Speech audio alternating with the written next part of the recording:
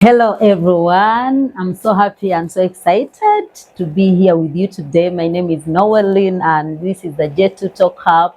Today we have host someone, a beautiful lady here. She's going to introduce herself and there's something we are holding in our hands. We'll be able to talk about it and you get to know what is in this book. Maybe she can introduce herself then. Yeah, thank you. Thank you so much, Noeline. It's a pleasure being on J2 Talk Hub. I'm by the names Lilian Nancy Aciro. I'm a humanitarian health worker. I'm a project management professional, but also I can now proudly say that I'm an emerging writer who focuses so much on issues to do with women, and things that surrounding women and society. Okay. So, thank you so much. Okay, we've heard from Lilian. She's a humanitarian and she has a book. She has not told you she's a writer. I have a book here. The book is the title of the book is Veiled Wounds. If you hear that word, you wonder what is veiled wound. What is that wound that is veiled? And today Lilian is going to tell us why the veiling? Why the veiling? Why do we veil the wound? Maybe someone would want to know. Yeah, thank you so much. When I just completed and I shared the first copy of this book, that is the question everybody has been wondering. Why that book title? Why the veiled wound? Why the beautiful photo of a woman that has covered? Veiled wound is something deep. You know, every one of us move with issues that we've covered and we fear to unveil to the world. Everyone has a deep cut in their heart that they are battling with. People have a lot of depression. People have a lot of issues that they have covered. They are veiled. And that is what I call veiled wounds. We have a lot of cuts that we veiled and we fear talking about. So this book, Veiled Wound, talks about a story of a woman who has gone through a lot. And she decided to unveil, to talk about what she has been going through. She has been going through without minding of what society is going to say. Because the veil in the wound was fearing to open up about what will people say. So that is basically what is. So the book has not veiled it. The book has actually unveiled something that very many people fear opening up about. So that is basically about the book title. Okay, maybe someone would also ask about the cover. Why did you cover one eye and leave another eye out? Yeah. Here for this lady. Yes, why did I cover? Of course, as you're battling something, a part of you is there, living, but even when a part of you is dead. So this covering just shows that, yes, we are going through a lot, but we are continuing to live. There's still hope. There's still hope. You see, we are battling something silently. But we are still moving. People see us, unless you tell somebody that I'm battling this thing, you will not know the story behind. Okay, so you will see me smiling all the time. You will not know that, hey, Lilian has been battling this thing. So like I'm still alive, but the battle is still there. Going on. Yeah. Okay. Okay, thank you so much, Lilian. This is getting interesting. Yeah. We have wounds. Yeah. Yes, I want to admit we have wounds as people, and at times we want to keep quiet. We don't want to share out there in the society. But I want to thank this lady that has come to share. I know this story, her story is going to help someone that is also undergoing a situation that is so hard. Maybe you're scared of sharing with someone, but I know through sharing you can get the healing. Maybe you can have a solution about the problem. Maybe you can enlighten us more about a part that is most interesting in this book that someone would want not to miss out. Is there any part you feel like? I think the entire book is basically interesting. Okay. But to me, if I know there are so many people who fear reading, you would want to jump you would want to be so eager and to know what is inside the book. And I can tell you that my last chapter has summarized almost everything in this book. It has summarized the pain. It has summarized, it has given a lot of advices. Okay. The last chapter of this book has letters written to 3 different categories of people. It has a letter written to the women, the girls that are having, they are not yet married, but those who are looking forward towards getting married. It has letters for a woman that is already in marriage. How do you handle certain pain, the wounds that you're having? And then it has the last letter, the 3rd letter in this book, talks about a woman who is undergoing through a lot of pain and fear opening up, just because of the fear that, what will they say? What will they say? So for me, my favorite chapter in this book is the last chapter. The last chapter. Yeah. Of course, everything in the book is interesting, because as you read one chapter, you'll be driven to know what next. What happened? Okay. What next? What next? Because this is a story of a woman who is talking about her marital life from the time she got married to where she is right now. And I'm very sure everyone would be eager to know. This has happened in the 1st chapter. This a strong woman, the intruder, the family, the faith. Everybody would want to know what next. Where is this woman? Is she still in that marriage? Has she walked out? What is happening? How is she managing? How is she managing?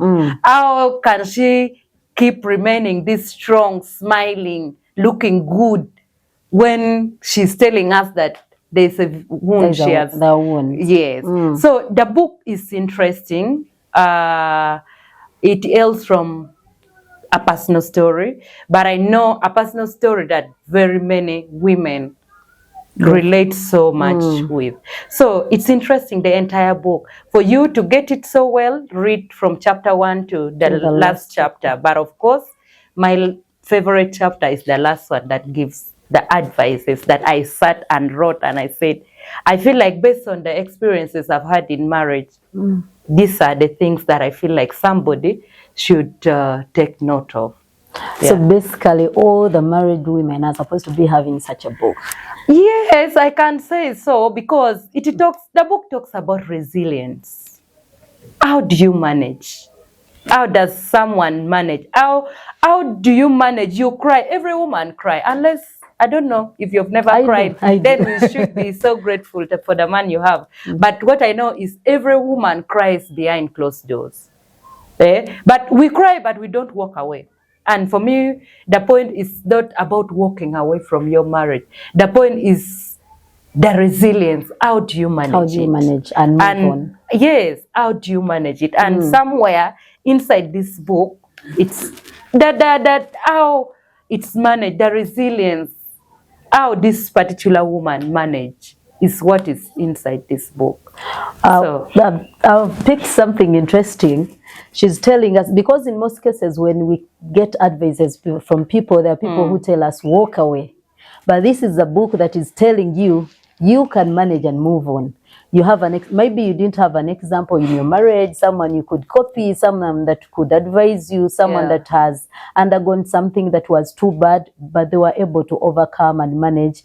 I want to tell you, this book might bring out an answer for that if you're out there and you're looking for it. It's getting interesting. There is a chapter here I'm seeing, and maybe she can give a summary of it. Here is something that I've read, the intruder. The chapter about the intruder, I don't want to be so accurate, but the intruder here talks about the external people that interfere so much into our marital issues. Okay, we have a lot of external people, external influence, the in-laws. Okay, I know everyone has a story about in-laws. We have the in-laws, we have our friends, we have the culture. But the intruder here in this book also cited an example of an external person who entered into this very beautiful marriage and kind of disorganized at some point. So the intruder bit in this book talks about how the external people tend to come in and influence our marriage negatively. For me, in this book particularly, I cannot say they can influence it positively because the influence that I've appeared in this book is about the people who have influenced this marriage negatively. Yeah. Yes. So that is it. Okay. But we have a lot of cultural practice that has really made very many women to suffer in marriage. Me, I want to cite an example that I've really emphasized so much in this book, the culture. You see, in I want to cite my culture, I'm an Acholi. So in our culture, once bride price is paid, you're not supposed to walk out of that marriage, regardless of what you're going through. You're supposed to. And inside this book, I cited an example where my dad mentioned that we've received your bride price. Even if you're going through emotional, psychological, or physical struggle, you're not supposed to walk out. You're supposed to persevere. You see, and that is one thing that makes many women suffer a lot. You're supposed to persevere. So it will reach a point where you fear opening up because everybody will tell you the same. Your friends will tell you, but Lilian, you're married. This man has paid his bride price. You have to stay. You have children, you have to stay. You do this, that is why there are so many toxic marriages. Because everybody tells you, you stay. You're suffering, you stay. It will get better. The man will change with times. I've been married I'm making 15 years. Wow. But almost every year, you see the same thing. You expect that the thing will change. People will tell you. My dad, for example, tells me, the man will grow. He's still young. Ooh, 15 years. 15 years. You're waiting. New year starts and the person doesn't change. So you see the society. And for me, that's why in one of the letters that I've written, I said, it's okay to walk away. Sometimes when things get tough, I'm not contradicting with the first statement, but when things really become so tough, for most women who said, I'm staying for the children, I'm staying because the bride price is paid. I've quoted somewhere, I said, do not die in marriage because of children, okay? Your children need a healthy mother. Okay, not a broken one. Okay, you are telling us you shouldn't wait to reach the point of you losing your life. Yes, okay. Because I reached that point. I reached that point of total depression. I reached a point where I could cry. Like I cry everywhere. I sit in my office at work, I'm crying. I go home, I'm crying in the bedroom alone. But you know why I cry? Because of the children. Because my father is telling me, Lilian, don't walk away from this marriage. You have children. Even when the man is not physically available. The man is not physically available, but you have to stay. Okay, for 15 years. I've been hearing the same thing. Because if you're to read this story, you realize that this is a story that has started immediately from the time I got married. Wow. So this is a story that has been persistent for 15 years. Somebody is not changing, but people are telling you, don't walk away. You have children with this man. You know, you'll be judged. So you cry alone bitterly. And for some of us who work based on our position in the organization, you don't want to show people that you're struggling, because in the society you're somebody who mentor people, respected, yes. And you want to present yourself in a way that they will not judge you. They will not say, after all, you're also struggling. Okay, so this thing of stay for the children has killed many women. And me, I said, do not die in marriage because of children. Your children needs a healthy mother. For if I'm stressed, depressed, I have diabetes, and maybe I get a permanent mental illness because of marital stress. The children that everybody is saying you stay because they are there, how will they benefit from you? The children do not need a broken mother. When the mother is too depressed because of you transfer of aggression, you find yourself talking to the children in a hard way, in a manner that you shouldn't have talked to them. In fact, you transfer aggression, the anger. So the children do not need a broken mother. They do not need a depressed mother. They do not need a mother who is suicidal. So it's okay to persevere. It's okay to tolerate. But I think it's also okay to have a limit and say, I think where it has reached, I need to walk out for my mental health, for the well-being of the children that I have, and everything. And maybe someone would want to know, you are talking about the culture, the way we are raised. They tell you, you have to be there, you have to be quiet. And I'm sure there is someone out there who is like having the same situation. What compelled you? What moved you to say, no, now I should go out there and share this story that I will be able, what is that force? Where did you get that force of now I should share this story to help someone? Maybe there is someone that wants to overcome that bit of the culture. Yeah. I want to just give briefly the thing that pushed me towards working on this story. I started working on this every night that I remain in the house alone. When I say, I even put it somewhere that I became a gatekeeper in my own home.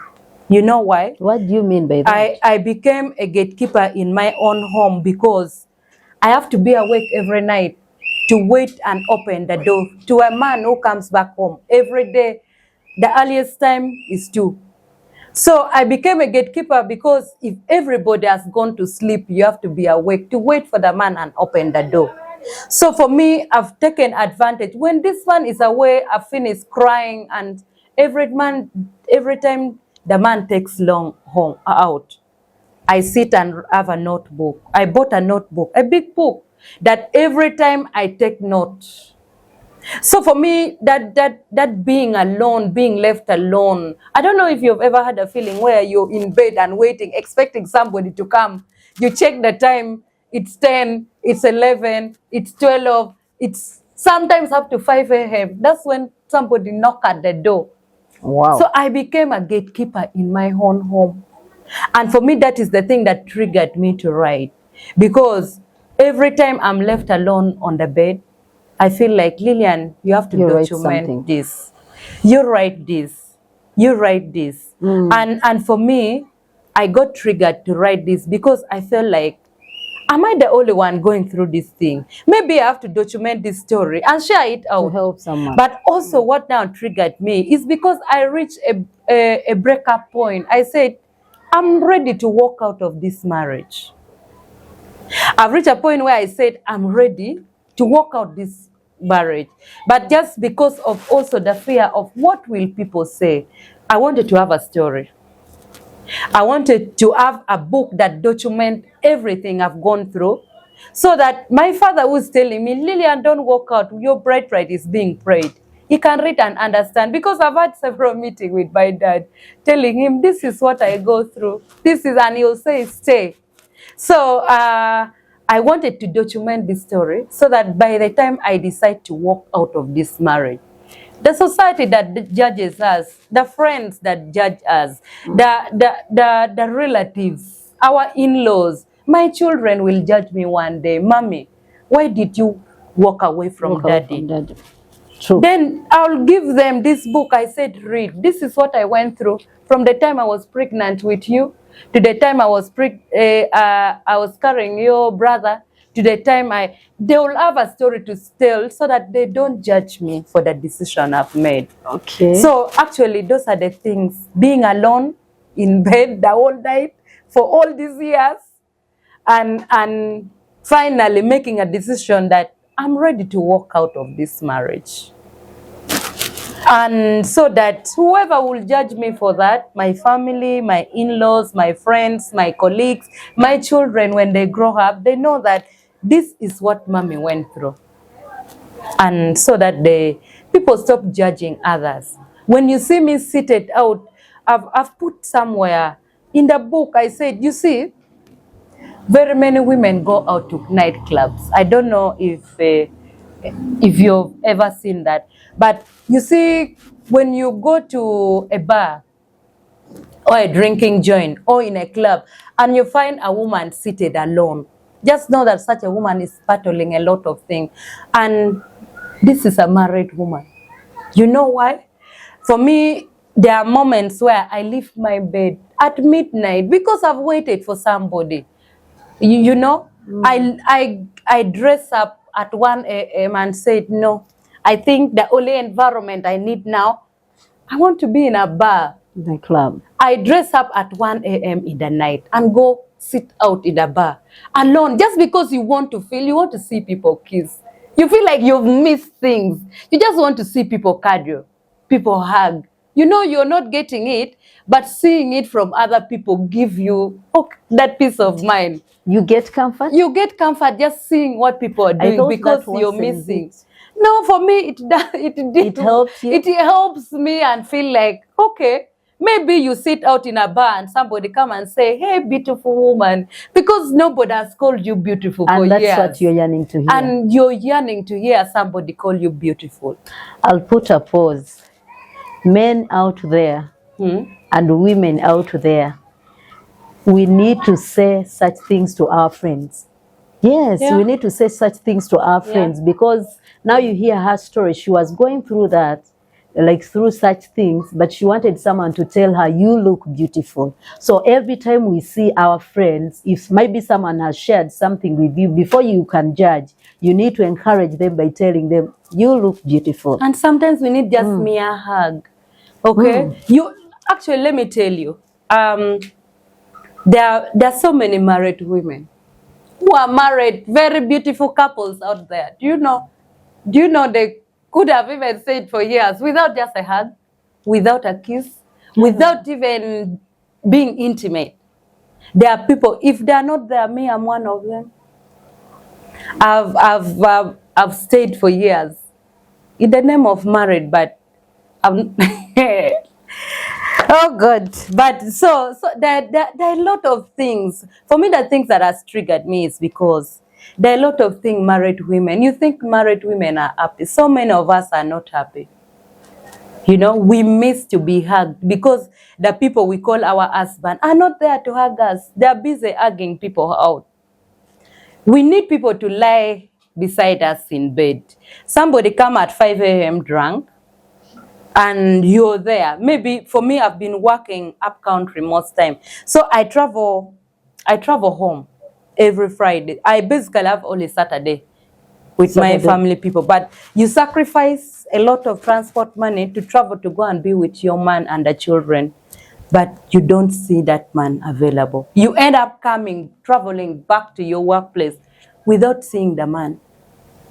Okay, and something that I can openly say is that social media has become husbands to very many married women. TikTok, Facebook, Instagram. We survive on TikTok. You just watch. The man is not there. You go on TikTok and watch people. You see things that you should have been the one to receive. You go and watch funny videos. You find somebody laughing in the middle of the night alone. You find married women chatting with random men just because they lack the company. Just because they lack people. The men are out giving company to other young girls. And the married women are busy chatting with random men online. The next time you know, this woman is cheating. And you know why they're cheating? Because the men, the husband, are not there, not available for them. They are not giving them time. So we are also human. We have feelings. Even if we've given birth, You need somebody to be there, because the fact that you've married me, you've not just paid my bride price to stay home, to be there alone. The women need men's time. Maybe like I would really want your comment about a family. Like there's a family, you'll see they're married, a couple, and like every time they go back home, each one is on their own phone. Yeah. Yes, someone is concentrating on their phone and the other one is also on their phone. Do you think also that one contributes to the breakup of like the marriage? A lot. A lot. Because phones has taken over marriages. Everyone, the woman protects her phone, the man protects her phone. Yeah, because like what they tell us in most cases is like, I'm doing business. No, you cannot do business 24/7. You have been there. You need to show them. I've been there. And for me, what I can say is every man needs to sacrifice time for their women. Not the phone. For me, I feel like there are moments where we have to put phones aside. Me, I've been in marriage where we don't talk. It's coming to, actually, I can say real talking, almost 1 year. We meet, if the children are there, you send children. 1 year in 15 years. Okay. Like you're there, you don't talk. When visitors come, you talk to the visitors, you pretend. But when you're the two of you, you don't talk. You don't talk, you don't greet, you don't anything. And for me, that is the state I've reached. And that the reason why I said, if it has reached that stage, then it's not worth being in. Okay? If you see, in marriage, we need to compromise. If the man says, I'm not going to do this thing, and for me, I've compromised, I don't need to compromise forever. You should also compromise certain What do you mean? things. Like, what did you compromise? Like when I maybe we've had an argument, a bit, something, and then I stay silent. One of us need to break the silence.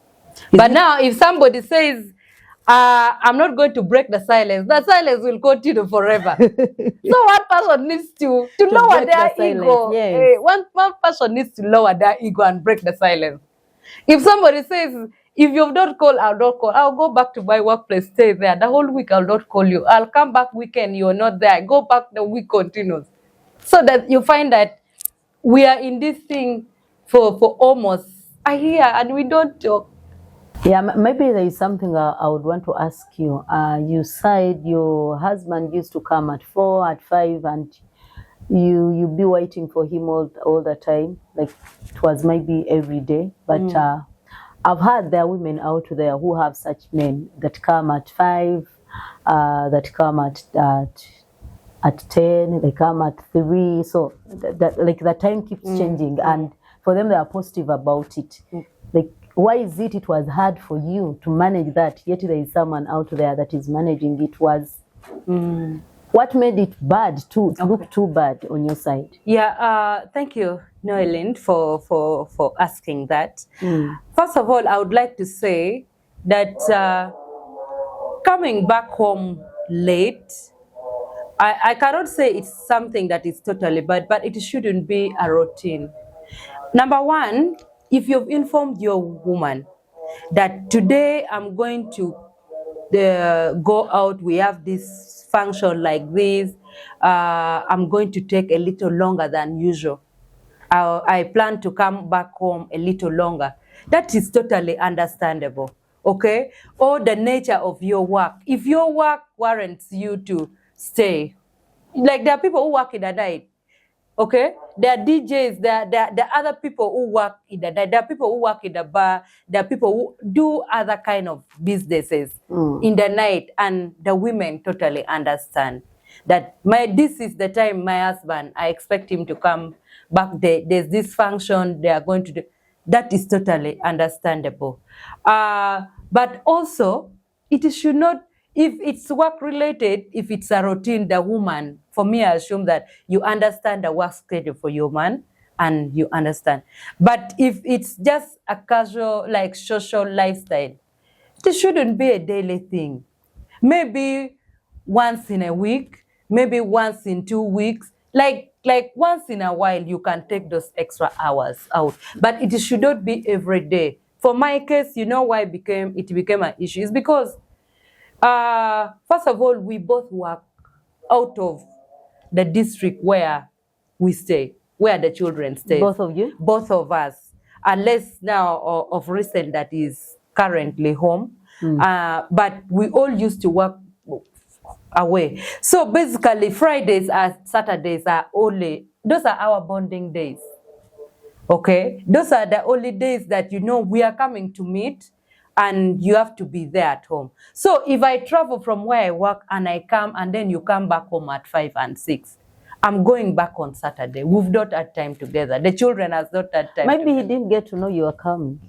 But so he decided to go out and maybe have fun with friends. Okay, it's okay to have fun with friends. But also, just like I've said, you need to understand your partner's work schedule. We've not been, like, I come back home, say, once in 2 weeks. And the day I come back home is the day you come back at 5 a.m. or at 6. I don't see you. I come on Friday.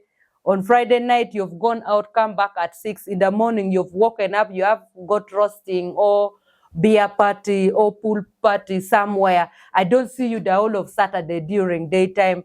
Saturday night, you have another party, you continue. This is a woman who has traveled to come and be home with you. Now I'm imagining. And then on Sunday, the woman is going back. You've not had time. The following weekend, it's the same thing.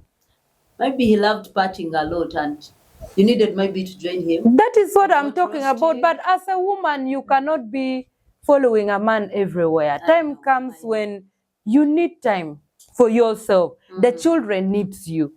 And you see, this is very common among the working women. People, not only working women, but people who work outside their home. It's okay to party. I love partying. I happen also. But also, it shouldn't be like a daily, like every weekend. When I know that I am not available for my children, for my husband every weekend.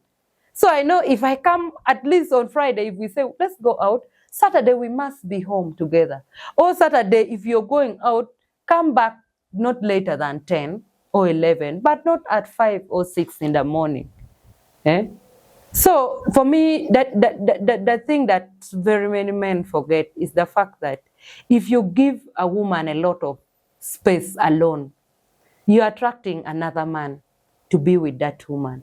Me, I've seen a situation where some friends of my husband, when they're even hanging in their same group, somebody's busy texting me from that group, posting photos of them having fun. And one of their friends can decide to sneak behind, and because he understands your husband's schedule, he understands that this time this man is out. Let me take advantage of the woman. And you think these men don't admire us? Our husband's friends admire us. Some even wish that I wish I had this woman for a wife. And now they take advantage of you. If you're not a strong woman, you'll fall into that trap. Okay? So because the man is ever out, the man is not having time for you, the friends in their group are also trying to make a move on you as a woman. So maybe I would want to ask, what was the friend's comment about him being out? Because now I'm imagining this is a married man that goes out, and he's going back like at home 5 in the morning. Do you have any friend that is his friend? Maybe they have another side of the story that brings about him coming back home. I don't know whether it's only me that I've ever experienced this, but a man's friends are not people to trust. Sure. They will always side by their friend. Men will never tell you what their friends are doing. They will know your husband's side chick very well, but they will come home, they will laugh with you, you will serve them food. I've written it somewhere. They want the marriage to work in out. the book. Yes, they want the marriage to work out. But so you opening up to a man's friend and saying, hey, this is what we are going through. For me, I don't believe in that principle, because they cover them up. Oh, like I was thinking, maybe because this is to help someone else that is undergoing the same thing. Like try not sharing what is happening in the family, like what you're going through as a couple, But trying to find out why are they staying out that late. Maybe you couldn't get the answer from the husband yourself, maybe trying to get it from the friend. So you can get maybe a peace of mind, comfort. For me, what I've said, staying out is okay, but don't make it a routine. Understand your partner's schedule and know when to be out. If it becomes a routine and you say coming home, even if it's okay with the friends, even if it's okay with the cycle of friends, but your woman is never okay with you coming back late at night. She's doing it. Yes, doing it over and over. You need to understand, if I come back home at this time, how will my woman feel? If you want to maintain that marriage, you need to put yourself in the shoes of that person. Here, the issue I see is about time. About time. About time, because from her story, about constantly being absent. Yes. Her issue is not maybe a man coming back 5 in the morning, but maybe doing it once in a while. Then she also gets time. The issue here we are dealing with is about time, giving her time. Yeah. Yes. Okay. Yeah. So for me, that is the thing. And you see. Okay, maybe it's something that will come later in our discussion. Yes. This is a marriage you went in. I'm sure it was all about love. You going into this marriage because what is that point where you saw that I think we are going off track now? How did you see it? Did you see it coming, or it caught you unaware? Okay, I want to say that every love story has a beautiful beginning. Like there's nobody who has fallen in love and said we've started with fighting. We fought and then somebody won and we agreed now we fought. People say love at first sight. But maybe they fought after fighting somehow. But for me, what I want to say is that we had a very beautiful love story from the beginning. It's somewhere. A very beautiful. It's somewhere. Somebody, somebody will get to know about it somewhere. We had a very beautiful beginning. Just like everybody who falls in love normally have a beautiful beginning. But there are certain characters that start coming in as you continue. And then when these characters come in and one party is not okay with it, and then we talk about it, it repeats itself. You talk about it, it repeats itself. You reach a point where you give up and you just look at things. You don't want to comment. You don't want to say anything. I want to put example here is when a man cheats on you once, you can talk about it and say, that is okay. Maybe that is temptation or something. But if he cheats on you today, tomorrow next, and he feels it's okay to do it, even when you talk about it, somebody can say that every man cheats. According to you, every man cheats. But is it okay with your woman? That is one thing, people. Yes, everyone does that thing. But is your partner okay? Is your partner okay with the constant behavior? And one thing that makes feelings disappear. And for me, I'm talking on my case. Me, I don't have feelings right now. Even when you pinch me with love, the feelings is dead. You see? You know why? Because when somebody does something repeatedly, okay? Continuously, you do this. Even in the Bible say you have to forgive as many times as possible. But you'll forgive, but that trust will not be there. I did that. I talked about certain behaviors for years. Your woman is not comfortable with you staying out till morning. Adjust. If you want the marriage to work, your woman is not okay with you partying all the time. Adjust if you want the marriage to work. Your woman is not okay with you cheating. Stop. If you don't stop, then every time you do it and you think she has forgiven you, just know that the pain, the emotions are accumulating every time. And the more this thing keeps accumulating, the more the feelings keep disappearing. And once the feeling has disappeared, the love will go away. You'll be there, yes, we are husband and wife, but Even when somebody touches you, even when they bring for you the best flower in the world, you'll just look at it. This is just flower. Love has gone. Love has gone. Even if the person does for you the best thing, like what? The love has gone, and you've made the love to disappear just because of the behaviors that you've been constantly doing, that your partner is not okay with it. And for me, in this case, the love has gone. The feeling is dead. The love is not there. Okay? And I've reached a point where I don't want to pretend. So I might be, this is it is her story, but it's a story that is to help us. Yeah. The married women, those that are about to get married, and those that have been married for more than 15 years, still this can help you. One thing that I've picked from her story that we shouldn't let go is the love. Once you let the love go, all will go. So we need to work out upon the love to make sure we keep the love. If something is taking away the love, because the cause of all that, the chaos is talking about, it was all about the love disappearing. So we have to make sure we keep the love in the family. We keep the love in the family to keep it moving. And actually, it's why I was even asking her, how did it start? Because as I was looking at a marriage, I was looking at two people that have gotten married. They have a beautiful love story, and all of a sudden, someone brings such with beautiful children. By the way, beautiful children. Now you'd wonder what happened. What was that point like? Okay, the reason as to why I was asking, were you able to see it coming? So maybe she didn't see it coming, but someone could see it coming. If you see it coming, what advice can you give that person? Maybe for you, you are unable to tame it, but there are people that could tame it. What advice would you give them? Okay, for me, just like I think I mentioned, I said my favorite chapters in this book is my last chapter, the advice that I gave out. For me, what I still want to emphasize is to the young girls that are looking for love, that you say, I have a boyfriend, please take time. Study the family background of the partner you're dating. Okay? Don't be taken up by peer pressure that marriage. When I was at campus, I used to admire married women. Okay? Because me, I thought that every woman is happily married. Of course, we have so many women out there that are happily married.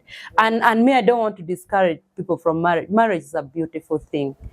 Beautiful thing. I love that. Only when you have the right person. And you know what? You can only have that right person when you've studied, you've taken your time, you've not gone into that marriage out of pressure. Like you've done your research, you're compatible. You need to understand what the person does for a living, because that is also another thing. If that contributes.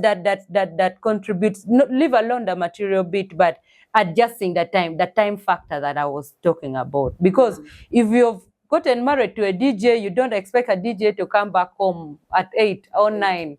Okay, so it's study. Take your time to know the person deeply. I think for me, I didn't take a lot of time. I got out of campus and I saw this tall and handsome man. I said, this is the man. So it's also okay to take your time. Don't be under pressure. Don't see these very beautiful quandulas, the introduction people post on TikTok or social media, and very beautiful marriage, and you say, I want to get married immediately after campus. I want to have such thing. Take your time, because even when you're working, some responsible men, you can get them when you're already out there. Don't rush. I said, I have a chapter on faith that talk about prayers. As a married woman, you need to pray. Pray for your husband, pray for the children, pray for his friends, pray for everything that surrounds that man.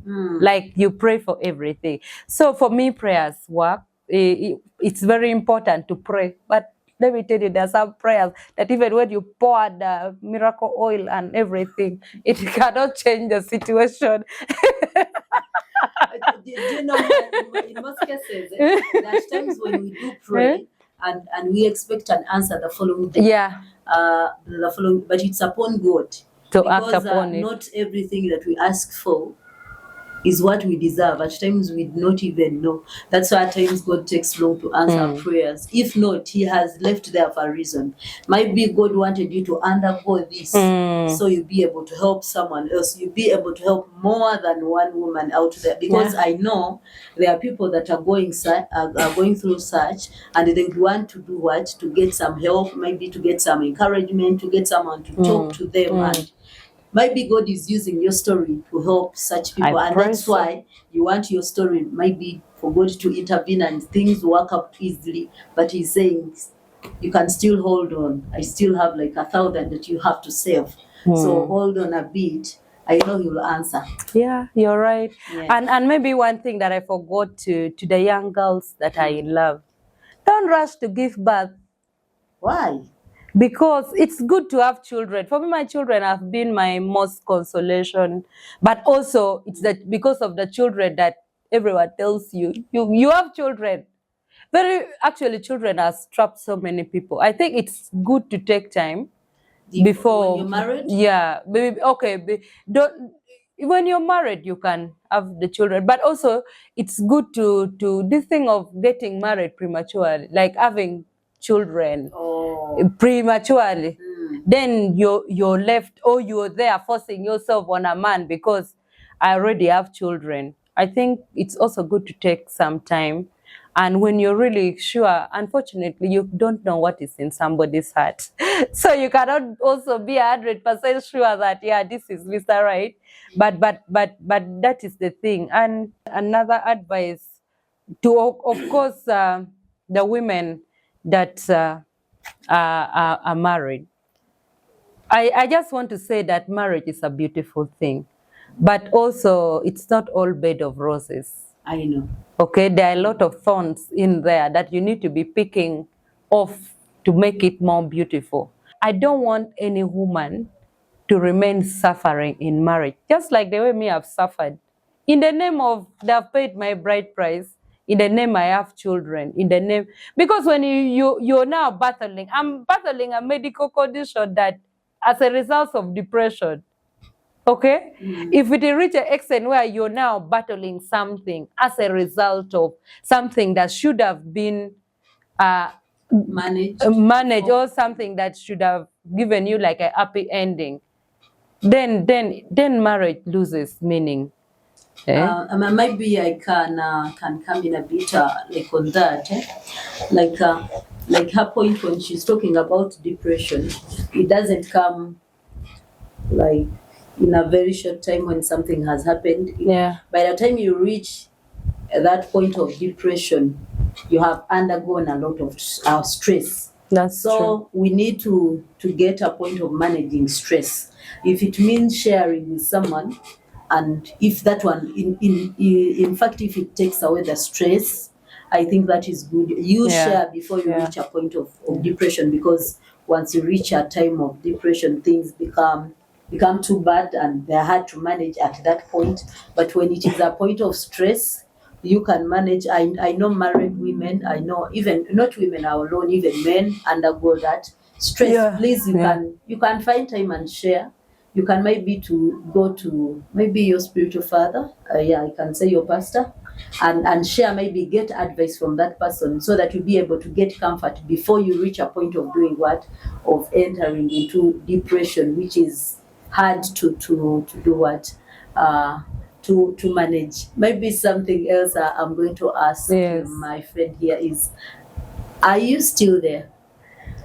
I know it's a hard one. Someone is also wondering, is she still there? Did she leave? I can say that my body is there, but my spirit is not there. I'm there, but my spirit has walked away. And for me, what I planned, I said immediately after finishing this book, that's when I'll officially say I'm off. Because I feel like I cannot be where the thing cannot change.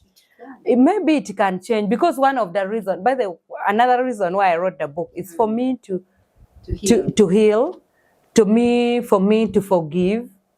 But it can only happen when the other person is willing to change. You know, you cannot force. You cannot force a human being to change. Somebody that you cannot. I've even written here. I said you cannot change a man. Love cannot change a man. Marriage cannot change him. And neither can your cooking, your very good cooking, your whether cooking food, whether cooking what, cannot change a man. Okay? Sacrifice cannot change a man. The only thing that can change a man is a man himself. And it is God. Yes. Is the man willing to change? You can cook the best food. You can buy for this man gifts every day. You can do everything. Give him the best everything in bed. But is this man willing to change? If he's not willing to change, then everything you do, you'll be wasting your time. So for me, if he's willing to change, but now I've waited for this change for 15 years, I feel like that is, I've reached a point of, in economics, they call it diminishing marginal return, where whatever he gives now is just reducing. Even the smile for me, even when he's smiling, I look at it like he's crying. Like you feel like everything has already, you look at everything in an opposite situation. So when marriage has reached that level, you don't think you will forgive, but say, I've forgiven you. Let's continue, but on another path. Yeah. So we are still there, just like I've said, bodily, but emotionally, the spirit, everything is not there. We'll pray for you.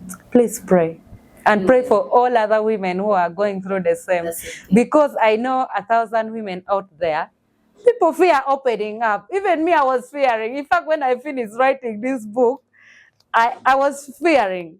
I said, what will people say? Maybe about the book, when you wrote, because you are telling us, like, in the night when the husband was away, you used to write the book. I write. And I imagine you're writing in your notebook. And I keep the notebook very well. Yes, and you keep the notebook. So is there anyone that you shared with before you could just type it? Yes. That book? Yes. I shared, actually, in 2024. 2024 is the year I can say the peak of my depression.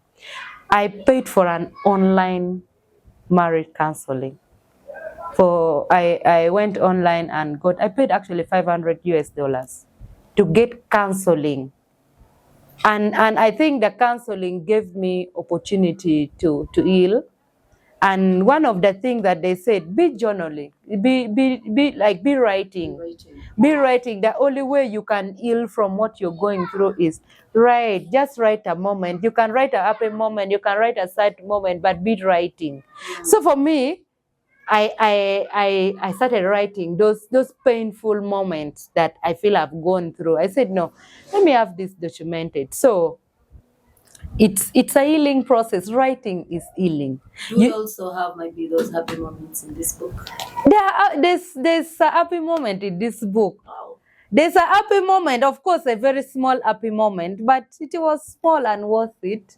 But for me, what I can say, I didn't have a lot of happy moments. Let me tell you, I am traditionally married. I don't know, the ring got lost, but the bride price was paid. But if I can tell you that I paid a lot of money for videography and photography and everything, but I did not pick it. We even have an artist who produced a very beautiful traditional song for my marriage. And my marriage was a talk of town. Like, it was a good marriage. But you know what? I don't have a single photo. I don't have a single evidence. Even when I paid the service providers 100%. Just that is the level of heart I have in my heart. I feel like seeing those beautiful photos for my introduction brings more pain than happiness. Seeing people, because if I reflect back the things that happened during that period, makes me feel more hurt. I did not pay for. I didn't pick. I paid. I picked. I didn't. I said, let my video remain there. I'm not picking. Let the photos remain there. I don't want to have any single memory of this day because of what happened. That I'm not ready to talk about it on camera, but I have that bad memory of my day, actual day, that I don't want anything related to it. So you see, when you've gone to such an extent, just know that it's a lot.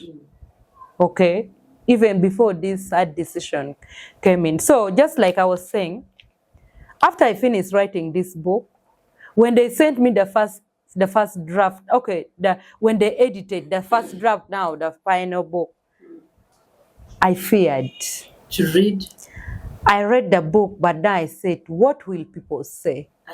Maybe something I would want to know is like, how did you manage the children not getting to know all that was happening, to make sure they see a mother that is happy, they see a family that is good, a family that is promising? How did you manage that bit? Because it's always challenging to women to manage such. Every time we get issues, it is the children that suffer. How did you manage that? Okay, thank you again. I must tell you that it's not very easy. It's not very easy, but to manage. But what I can also say is that much as for us who've had issues, mine has mainly been more of emotional, not physical. So, emotional torture, sometimes you go and cry behind closed doors. So for me, in case I had issues, I go to the bedroom, lock myself, and cry. And when a child calls that mommy, mommy, when you're crying, you come out laughing and you smile to them, pretending. That's why, just like someone said, women are comedians. You see, you're crying, a child needs your attention because you don't want a child to know that you're crying. You have to come out smiling.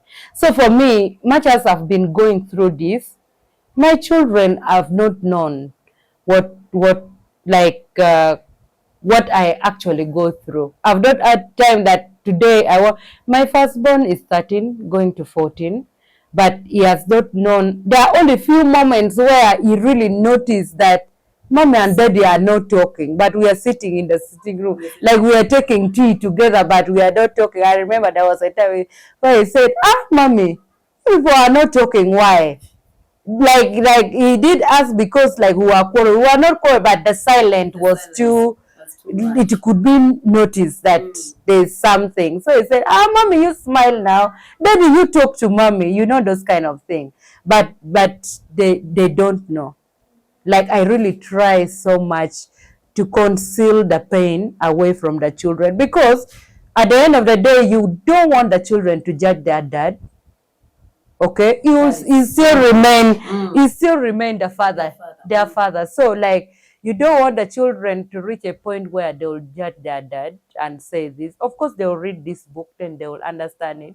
But I never wanted it to come from me and say, Daddy is so bad, Daddy doesn't. But they all know. They know that Daddy. I'm just imagining that point of reading this book. They'll read this book. The beauty is, by the time they will read this book, they will be mature to understand the pain. And if they now ask me that, mommy, is this what you went through, I'm able to open up to them and explain to them. Yeah. Yeah. That is where most of the women, that is where we go wrong.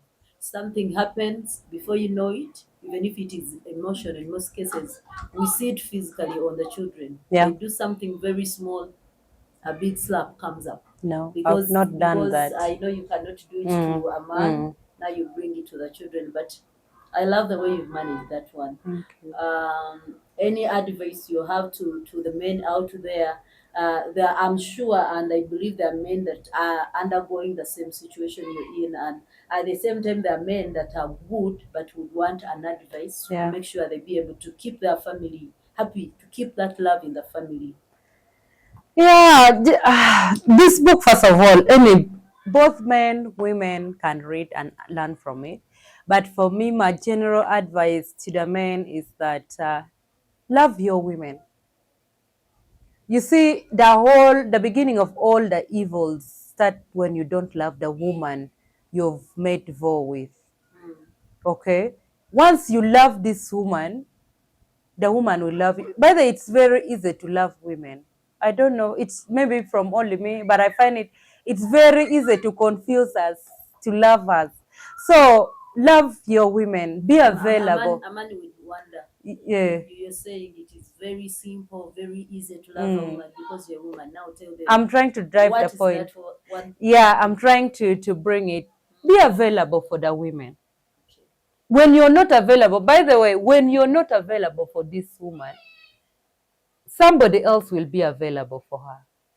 Surprisingly, that is the bitter truth that I know other people would debate about it, that even when we are available, if she doesn't want, but if you're not available for your woman, someone will be available for a woman.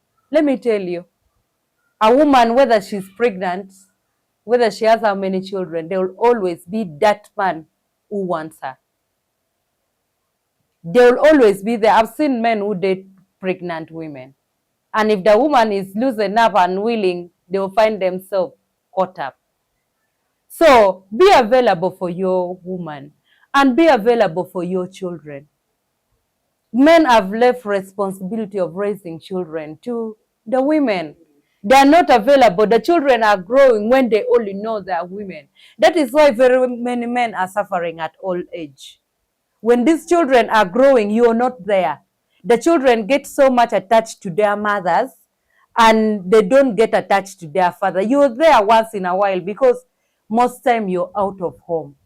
So these children, that's why some men, many men, not some, many men complain that at old age, these children have grown up, they are working, they are sending money, that this is for mommy. They can send for their mothers 100,000 and for their fathers 20,000. You know why? Because they have not had that childhood attachment to their mothers, to their fathers while growing up. And then another thing is, love your wife so that the children know that you be an example to your children.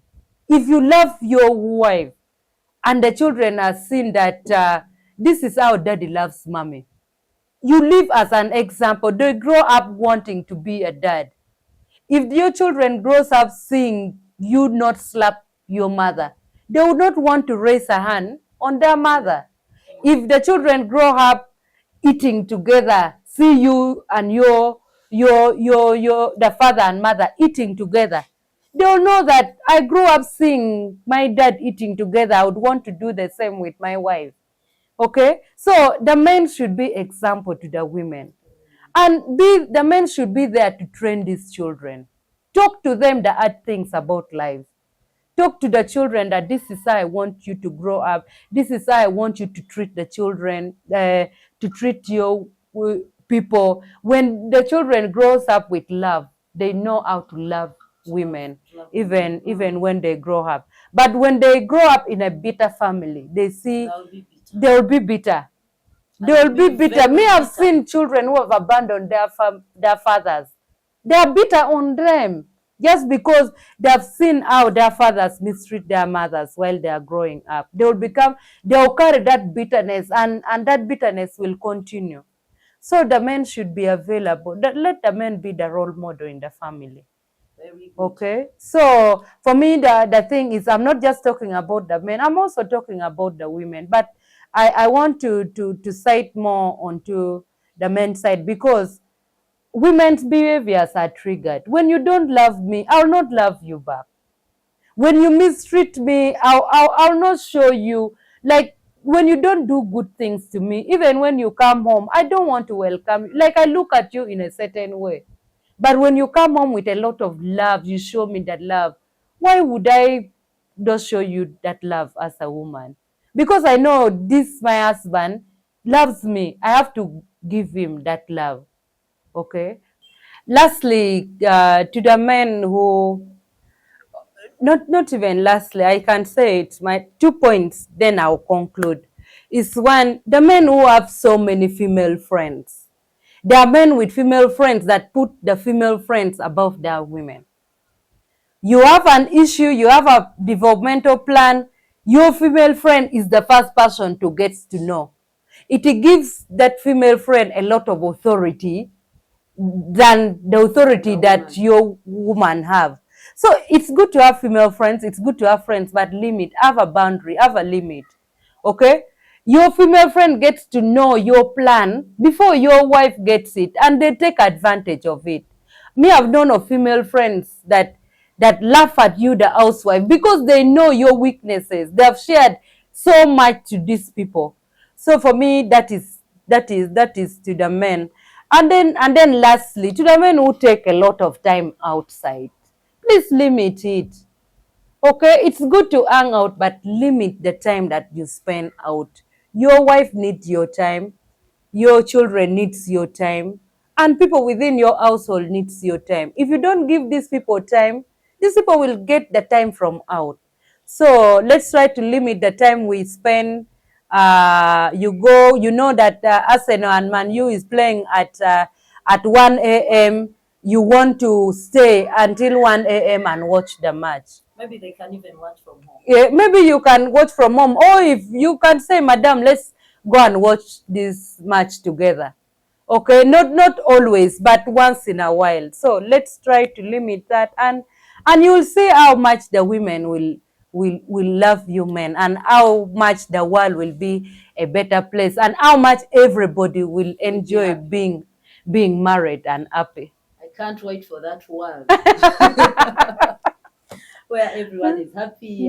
We are almost concluding our stories. Maybe should we expect more of the books apart from this book? Because this was a story about you. Should we be expecting more that can talk about maybe your career, the kind of work that we do? Yeah, definitely. I'm working on a book that will come out soon. Of course, I thought of having this as my first book, and I wanted something so personal, and but of course I'm working on the next book that it's more on my career line. I don't want to mention the title right now, but the book is almost ready.